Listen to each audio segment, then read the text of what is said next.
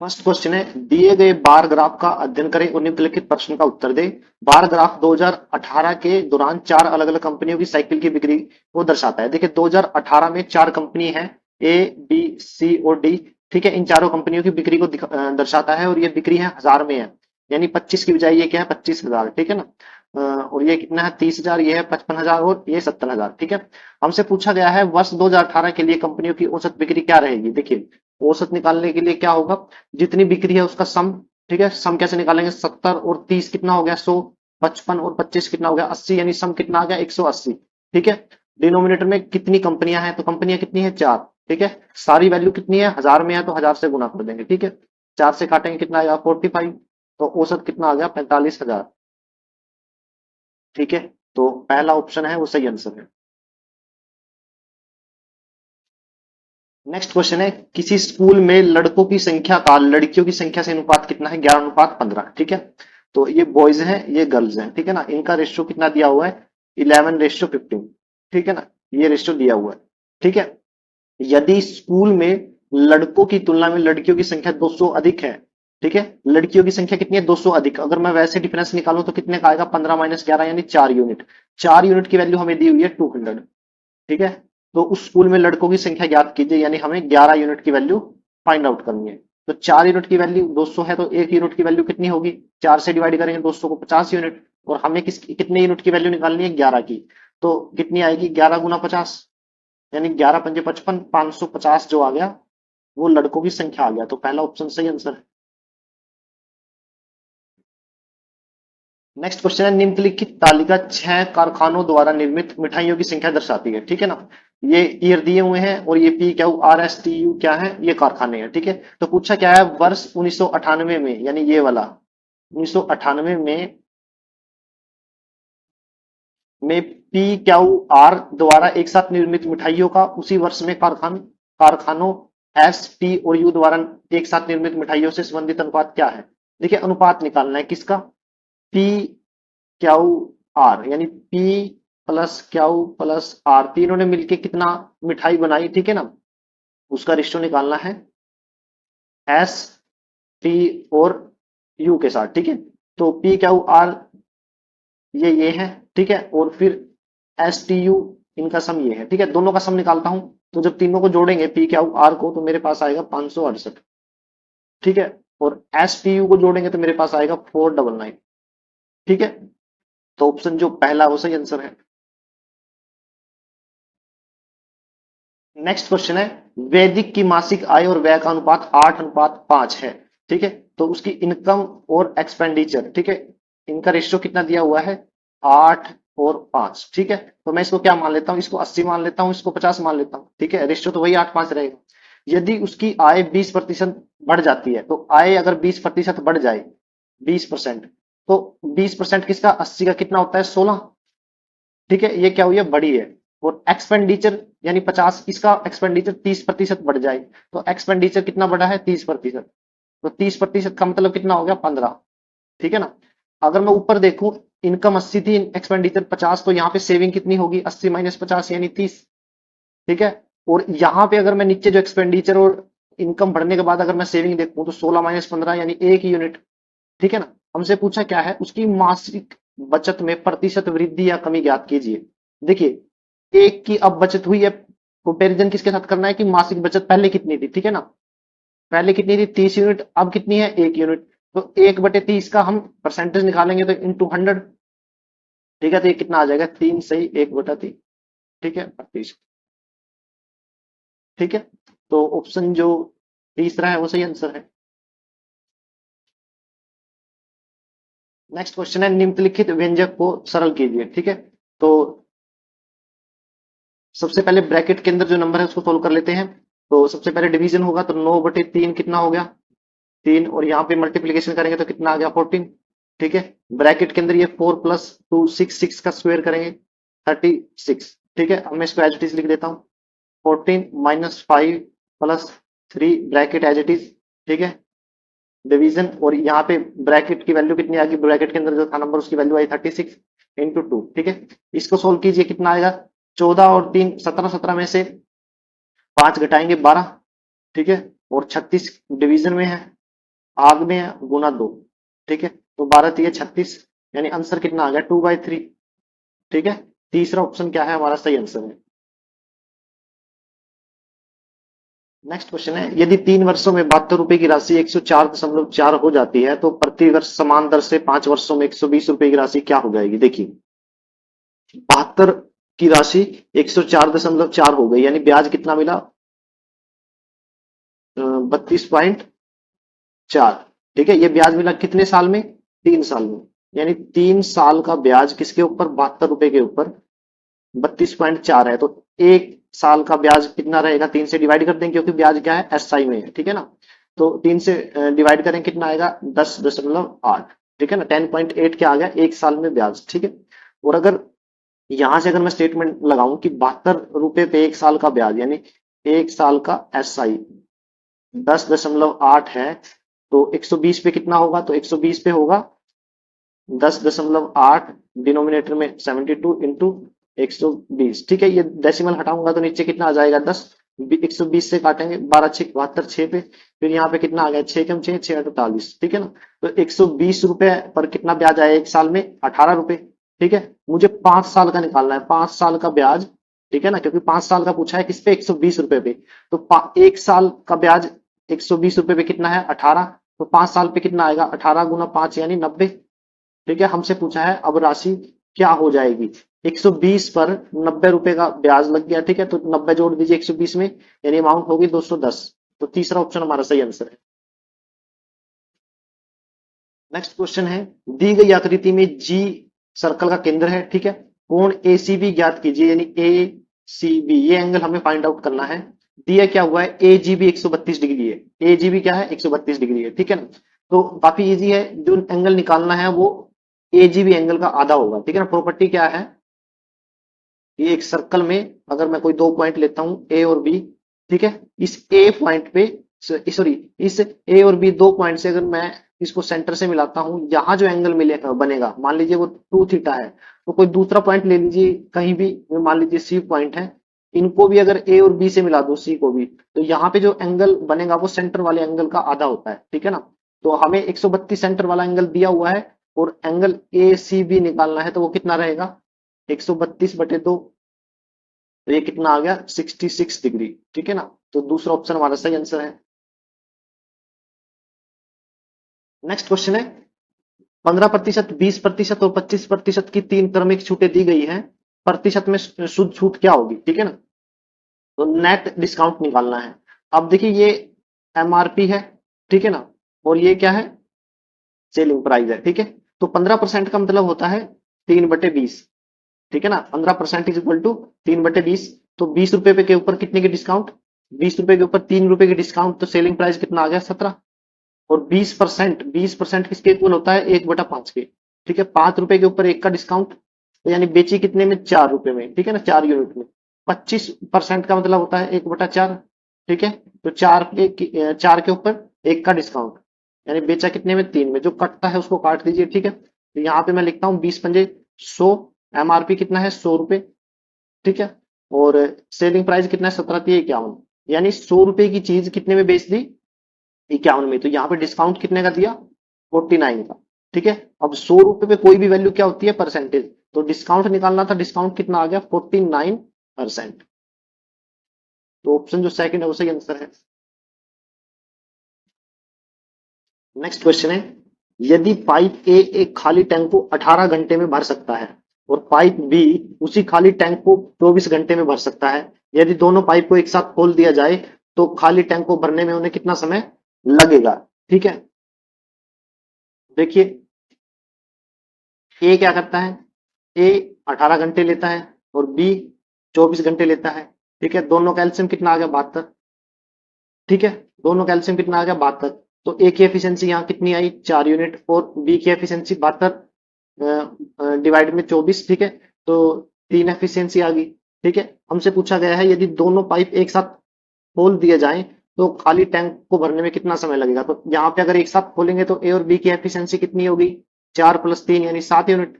Time पूछा है, time किसके इक्वल होता है total work by total efficiency यानी 7, तो कितना आ जाएगा 7 × 7 0, 2 रिमाइंडर बचा यानी 10 सही 2/7, ठीक है, तो जो तीसरा ऑप्शन है वो सही आंसर है। नेक्स्ट क्वेश्चन है, रानू 12 सेंटीमीटर व्यास और 21 सेंटीमीटर ऊंचाई वाले एक बेलनाकार फ्लास्क में स्कूल में पानी ले जाती है, वह फ्लास्क में कितना पानी ले जा सकती है, यह निर्धारित करें। ठीक है, तो देखिए वो एक्चुअल में वॉल्यूम पूछ रहा है, ठीक है ना, यानी शेप किस तरह की है, इस तरह की, राइट। तो हमें क्या दिया हुआ है, व्यास दिया हुआ है यानी डायमीटर, तो रेडियस क्या आ जाएगी 12 का आधा यानी 6 सेंटीमीटर, और हाइट कितनी आ जाएगी 21 सेंटीमीटर, वो दी हुई है। ठीक है, हमसे पूछा क्या है वॉल्यूम। ठीक है, कितनी होती है इसकी, फॉर्मूला कितना होता है पाई आर स्क्वेयर एच। ठीक है, बस कुछ नहीं करना, वैल्यू पुट करनी है, आंसर आ जाएगा। तो पाई की वैल्यू 22/7, आर की वैल्यू 6 × 6, और हाइट कितनी है 21। ठीक है, तो यहाँ पे कितना आ जाएगा, 7×3 = 21। ठीक है, 36×3 = 108 यानी 22 × 108। ठीक है ना, 22×8 = 176, तो आगे जीरो तो 76 लगा लिया, एक माइंड में रखेंगे, 22 × 1 = 22 और एक 23, यानी 2376 सेंटीमीटर क्यूब हमारा क्या आ गया, वॉल्यूम आ गया जो निकालना था। तो तीसरा ऑप्शन सही आंसर है। नेक्स्ट क्वेश्चन है, 55 लीटर के मिश्रण में फलों का रस और पानी का अनुपात 4:1 है, मिश्रण का अनुपात 2:1 करने के लिए कितना पानी मिलाना होगा। देखिए, फ्रूट रस और वाटर का रेशियो कितना दिया हुआ है, 4:1। ठीक है, 4:1 दिया हुआ है। ठीक है, और यहाँ पे अगर मैं टोटल यूनिट की वैल्यू देखूं तो 4 और 1 5 यूनिट, 5 यूनिट की वैल्यू कितनी दी हुई है, 5 यूनिट की वैल्यू है 55, तो 1 यूनिट की वैल्यू कितनी आ जाएगी, तो काटेंगे तो कितनी आ जाएगी 11, तो यानी फ्रूट कितना है, फ्रूट रस 44। ठीक है, और यहाँ पे वाटर कितना है 11 लीटर। ठीक है ना, फ्रूट कितना है 44 लीटर और वाटर कितना है 11 लीटर। ठीक है, अब इस रेशियो को कितना बनाना है, 2:1। ठीक है, 2:1 यहाँ पे 1 बनाना है मुझे। अब 2:1 के अकॉर्डिंग देखिए, 2 यूनिट की वैल्यू कितनी है 44, 2 यूनिट की वैल्यू कितनी है 44, राइट। तो यहाँ पे 1 यूनिट की वैल्यू कितनी आ जाएगी 22, तो यानी मुझे जो वाटर है उसकी वैल्यू कितनी करनी है 22 करनी है, पहले कितनी थी 11, अब कितनी है 22, तो मुझे कितना और वाटर ऐड करना पड़ेगा 11 लीटर और करना पड़ेगा। यही पूछा था कि कितना पानी मिलाना है ताकि रेशो 2:1 हो जाए। ठीक है ना, तो ऑप्शन जो तीसरा है वो सही आंसर है। नेक्स्ट क्वेश्चन है, एक पुलिसकर्मी एक चोर का पीछा करता है जो उससे 1250 मीटर आगे है। ठीक है, पुलिसकर्मी और चोर क्रमशः 10 किलोमीटर प्रति घंटा और 8 किलोमीटर प्रति घंटा की गति से दौड़ते हैं। पुलिसकर्मी द्वारा पकड़े जाने से पहले चोर द्वारा दौड़ी गई दूरी कितनी है। ठीक है ना, तो सबसे पहले देखिए ये कितनी मीटर पहले से ही आगे था 1250, यानी चोर को पकड़ने के लिए पुलिस को 1250 की डिस्टेंस कवर करनी है। ठीक है ना, तो सबसे पहले हम निकाल लेते हैं टाइम, यानी कितने टाइम में पुलिस जो है चोर को पकड़ लेगा, तो वो टाइम किसके इक्वल होगा, डिस्टेंस अपॉन रिलेटिव स्पीड, जो कि जिस डायरेक्शन में चोर भाग रहा है उसी डायरेक्शन में पुलिस भी भागेगा, और पुलिस की जो स्पीड है 10 और जो चोर की स्पीड है वो 8, रिलेटिव स्पीड कितनी हो जाएगी 2 किलोमीटर पर हावर, यानी 2 किलोमीटर पर हावर। ठीक है ना, ऊपर जो 1250 है वो क्या है, वो है मीटर में। ठीक है, तो 1250 को मैं एज इट इज रहने देता हूं और 2 किलोमीटर को मीटर में कन्वर्ट कर लेता हूं, यानी 2000। ये अब टाइम आ गया मेरे पास कितना 1250/2000 हावर, यानी टाइम आया है घंटे में। ठीक है, हमसे पूछा है कि पुलिसकर्मी द्वारा पकड़े जाने से पहले चोर द्वारा दौड़ी गई दूरी क्या थी। देखिए, इतने समय में चोर पकड़ा गया। ठीक है, इतने समय में चोर ने कितनी स्पीड से दौड़ लगाई 8 किलोमीटर पर हावर से। ठीक है ना, तो हमसे डिस्टेंस पूछा है, डिस्टेंस किसके इक्वल होता है, स्पीड गुना टाइम। ठीक है, स्पीड क्या है चोर की 8। ठीक है, और टाइम कितना है 1250/2000। ठीक है, जीरो से जीरो कैंसिल। ठीक है, तो इसमें 8 से काट दीजिए तो नीचे आ जाएगा 25, फिर 25 से काटिए, 25×5 = 125। ठीक है, तो जो डिस्टेंस आई है वो किलोमीटर में आई है, यानी 5 किलोमीटर जो चोर है वो दौड़ चुका था। ठीक है ना, तो ऑप्शन जो तीसरा है वो सही आंसर है। नेक्स्ट क्वेश्चन है, सीकेंड थीटा प्लस टेंजेंट थीटा 5 के इक्वल है और सीकेंड थीटा की वैल्यू हमें फाइंड आउट करनी है। देखिए, हमारे पास एक फॉर्मूला होता है secant square theta minus tangent square theta. ठीक है, ये 1 के इक्वल होता है, और ये फॉर्मूला क्या है, अगर मैं सीकेंड को ए मानूं और टेंजेंट को बी, तो A square minus B square का फॉर्मूला, और वो क्या होता है ए यानी secant theta plus B into A minus B. ठीक है ना, अब यहाँ पे secant theta plus tangent theta की वैल्यू कितनी दी हुई है, 5 दी हुई है, ठीक है ना। तो यहां से secant theta minus tangent theta की वैल्यू हमारे पास क्या आ जाएगी, 1/5, ठीक है। करिए क्या, ये सेकंड इक्वेशन मान लीजिए, इसको सेकंड इक्वेशन मानिए, और जो दी गई है उसको फर्स्ट इक्वेशन मानिए, ठीक है ना। फर्स्ट और सेकंड को ऐड कर दीजिए, ऐड फर्स्ट एंड सेकंड, ठीक है। इसके लिए कैलकुलेशन वैसे करने की जरूरत नहीं है, आप प्रैक्टिस करोगे तो माइंड में ही सोल्व हो जाएगा, ठीक है ना। तो अब देखिए सीकेंड थीटा प्लस टेंजेंट थीटा इसके इक्वल आ गया 5 के, दिया हुआ है ये, और सीकेंड थीटा माइनस का टेंजेंट थीटा इसके इक्वल है 1/5, ये हमने निकाला है। तो टेंजेंट से इन दोनों इक्वेशन को ऐड करूंगा तो टेंजेंट पॉजिटिव टेंजेंट नेगेटिव से कट जाएगा। तो 2 सीकेंड थीटा किसके इक्वल आ गया, 5 प्लस 1/5 के, और ये जो 2 है डिनोमिनेटर में आ जाएगा, तो यहां से सीकेंड थीटा किसके इक्वल आया, 1/2 इंटू 5 प्लस 1/5 के, ठीक है ना। तो ऑप्शन जो तीसरा है वो सही आंसर है। नेक्स्ट क्वेश्चन है, एक वृत्त में 14 सेंटीमीटर लंबी एक जीवा वृत्त के केंद्र से 24 सेंटीमीटर की दूरी पे है, वृत्त की त्रिज्या की लंबाई ज्ञात कीजिए। देखिए ये एक सर्कल है, ठीक है, ये इसका सेंटर है ओ, ठीक है। एक जीवा है जिसकी लंबाई, मान लीजिए मैंने इसका नाम रख लिया ए बी, एक जीवा है जिसकी लंबाई कितनी है, 14 सेंटीमीटर, 14 सेंटीमीटर, राइट। और जो सेंटर से कितनी दूरी पे है, यानी अगर मैं सेंटर से परपेंडिकुलर, जो हमारा जो सर्कल का सेंटर है उससे परपेंडिकुलर गिराऊंगा जीवा पे, तो वो कितनी दूरी पे है, 24 सेंटीमीटर, ठीक है ना। और ये मान लीजिए सी पॉइंट पे परपेंडिकुलर है, ठीक है। तो ओसी की लेंथ कितनी दी हुई है, 24 सेंटीमीटर। हमें फाइंड आउट क्या करना है, वृत्त की त्रिज्या यानी एओ फाइंड आउट करना है, ठीक है। ए बी को जो सी पॉइंट है दो बराबर भागों में बांटता है, तो एसी की लेंथ कितनी आ गई, 7। हमें निकालना क्या है, एओ, ठीक है। देखिए एक एंगल 90 डिग्री है, तो ये क्या हो गया, एक राइट एंगल ट्रायंगल हो गई, ठीक है। तो राइट एंगल ट्रायंगल में ट्रिपलेट्स आप अगर याद कर सकते हैं तो याद करिए। हमें परपेंडिकुलर 24 दिया हुआ है, ठीक है, और बेस दिया हुआ है 7, ठीक है ना।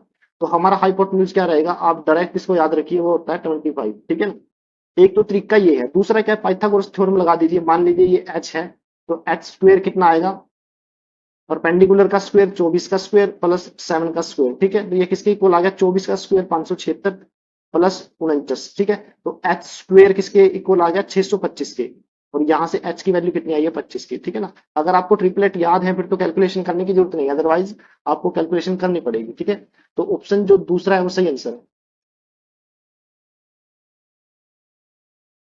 नेक्स्ट क्वेश्चन है, एक आदमी को धारा के अनुकूल 16 किलोमीटर की दूरी तय करने में 15 मिनट लगते हैं, जो धारा के विपरीत समान दूरी तय करने में लगे समय से 25% कम है। वह आदमी शांत पानी में 1 घंटे में कितने किलोमीटर नाव चला सकता है। देखिए धारा की दिशा में यानी डाउन स्ट्रीम में वो क्या करता है, 16 किलोमीटर की दूरी 15 मिनट में तय करता है। अगर 15 मिनट को मैं 4 से गुना करूं तो 1 घंटा हो जाएगा, तो किलोमीटर को भी 4 से गुना करना पड़ेगा।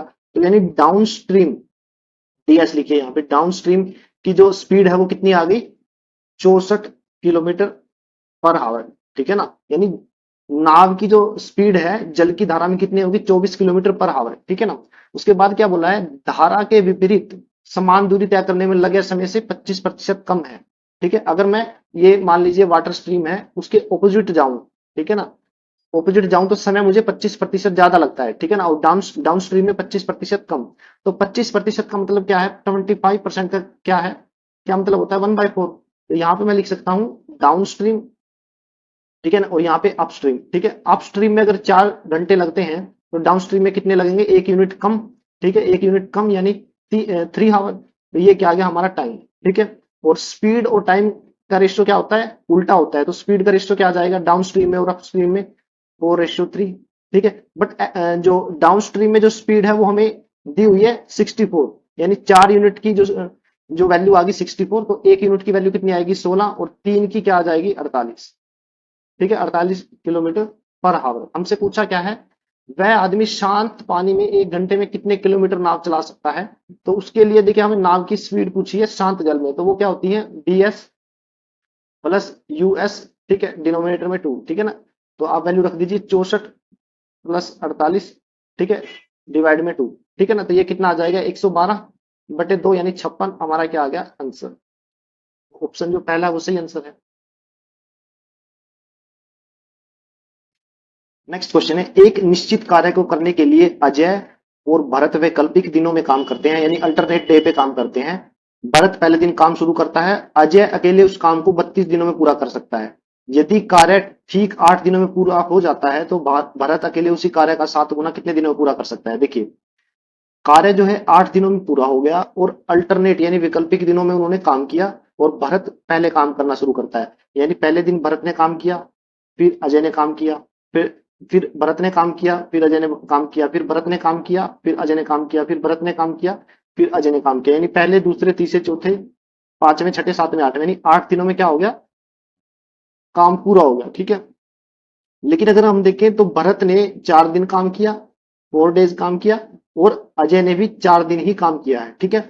अजय अकेला उस काम को 32 दिनों में कर सकता था। ठीक है ना। लेकिन उसने काम कितने दिन किया है, सिर्फ 4 दिन। तो अजय ने टोटल काम का कितने प्रतिशत काम किया है, कितना भाग काम किया है। देखिए, 4 दिन उसने काम किया और जबकि काम को वो 32 दिन में कर सकता था। ठीक है ना।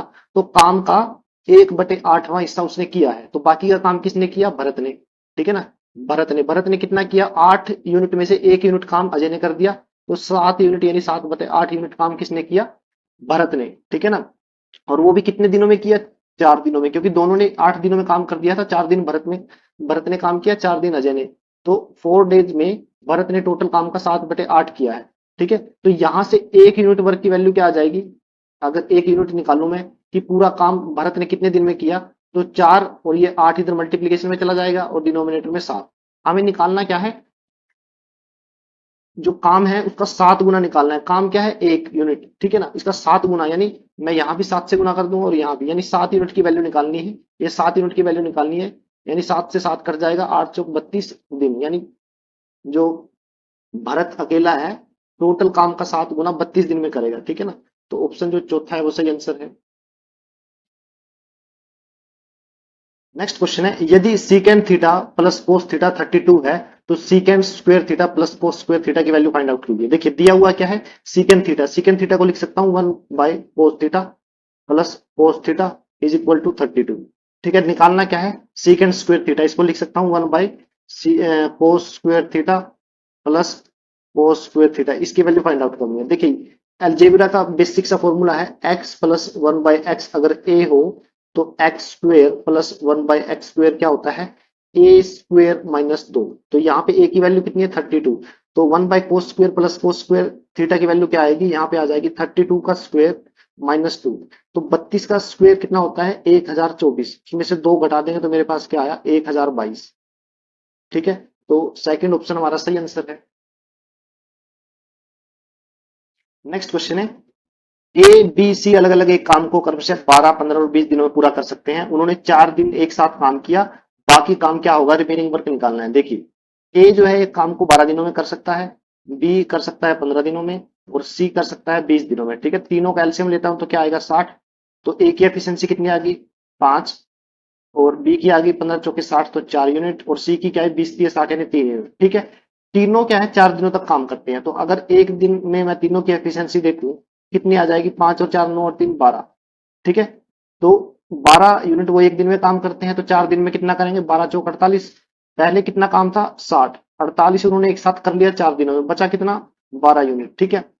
तो हमसे यही पूछा था बाकी काम क्या होगा, 12 यूनिट होगा, जबकि टोटल कितना है, 60। ठीक है ना। 60 का 12 यूनिट बचा हुआ है तो काट दीजिए, 12 × 12, 12×5 60। तो जो बचा हुआ काम है वो कितना है, 1/5। ठीक है। तो सेकंड ऑप्शन जो है वो सही आंसर है।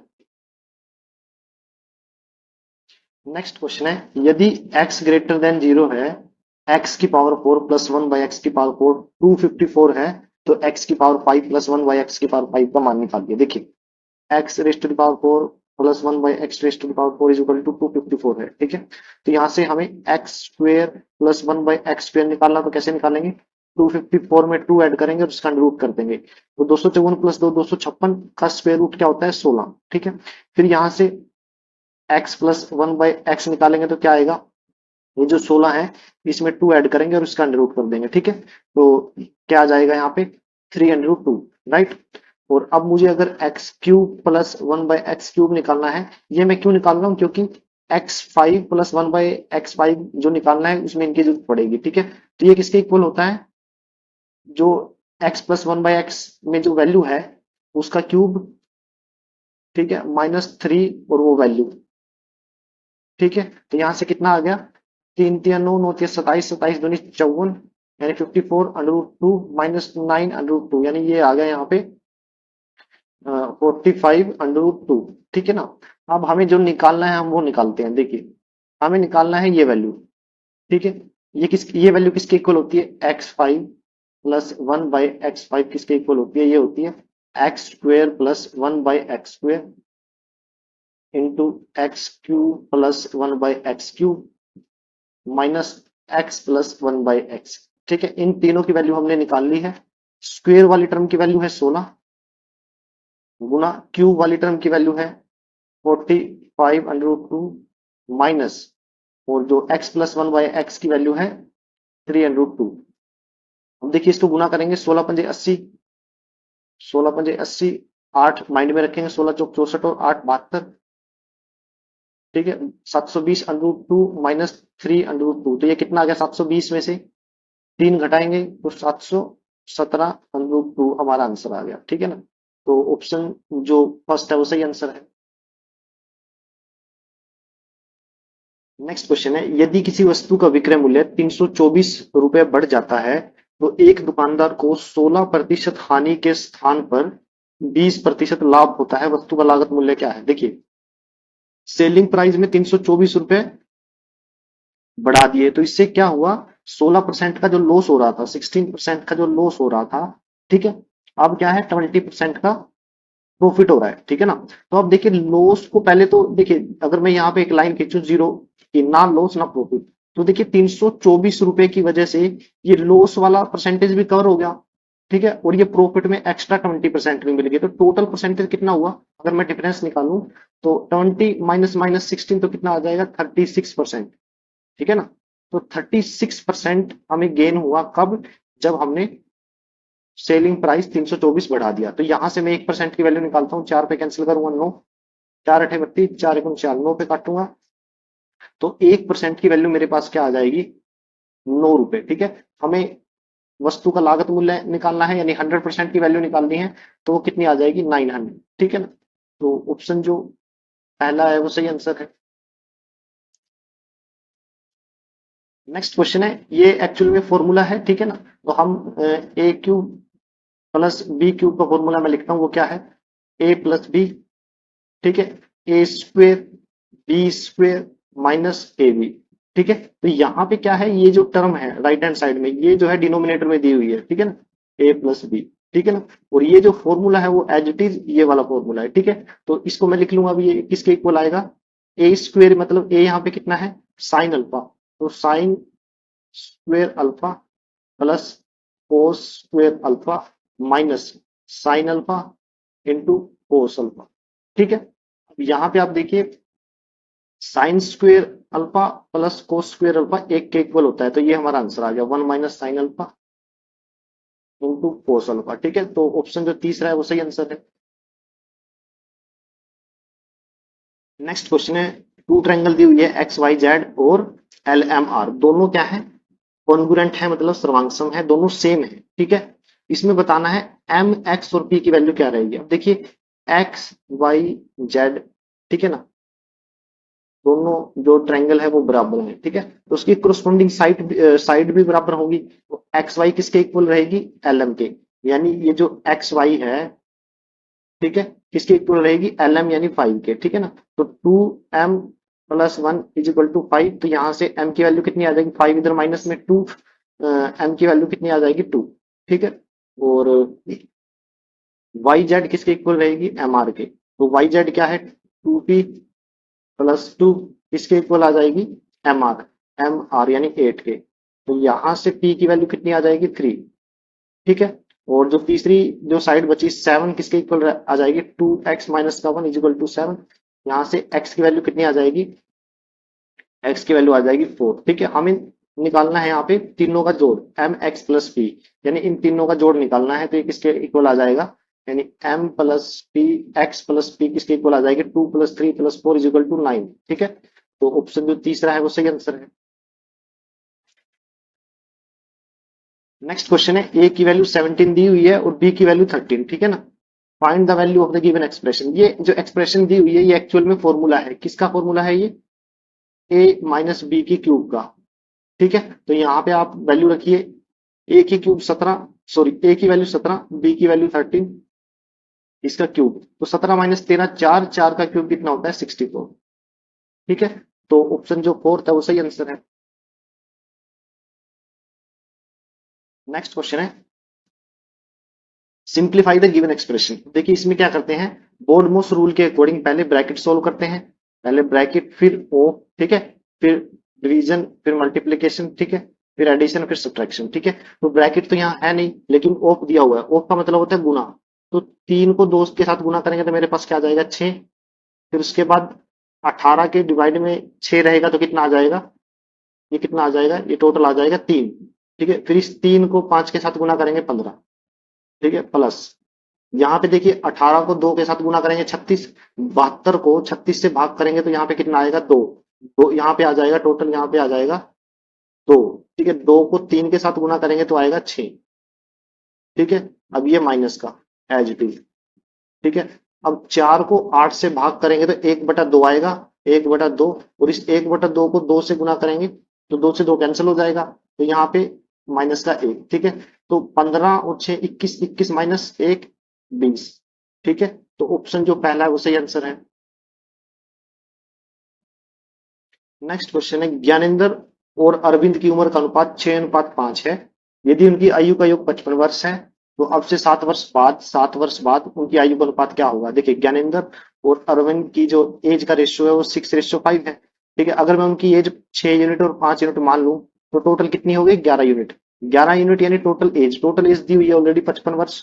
ठीक है, ये किसके इक्वल है 55 वर्ष की, तो 11 यूनिट की वैल्यू 55 वर्ष है, तो 1 यूनिट की वैल्यू 5 साल हो गए। ठीक है, 5 वर्ष हो गए, और यहाँ पे मैंने 6 यूनिट माना हुआ था, 6×5 = 30, तो ज्ञानेंद्र की जो एज आ गई वो 30 वर्ष और अरविंद की 25 वर्ष। ठीक है, पूछा क्या गया है कि अब से, यानी अब एज कितनी है 30 और 25, अब से 7 वर्ष बाद उनकी आयु का अनुपात क्या होगा। क्या क्या करिए आप इनमें 7 साल और जोड़ दीजिए। ठीक है, तो अब एज कितनी होगी 37 और 32।